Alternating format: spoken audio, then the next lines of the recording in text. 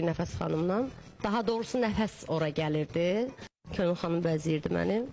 O da ora şirniyyat pişirib gətirirdi. Bu eyib bir şey deyil, mən də satıcı işləmişəm və ondan fəxr eləyirəm. Amma mən çox istəyərdim ki, Nəfəsdə keçmişdə şirniyyat pişirib satmağı ilə fəxr eləsin. İnsan keçmişini unutmaz, itirməz.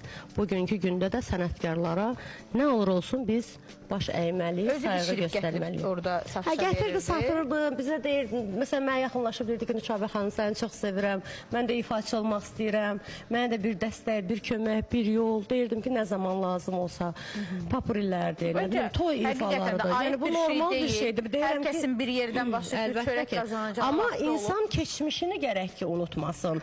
Cəmiyyətlə, kütlə ilə danışıq tərzinə diqqət eləsin, böyük kiçik yeri bilsin. Sən sənətdə də, yaşda da kim olursansa ol, 20, 30 il, 10 il səndən öncə oxuyan böyüklərin hörmətini saxlamaq borcundasan.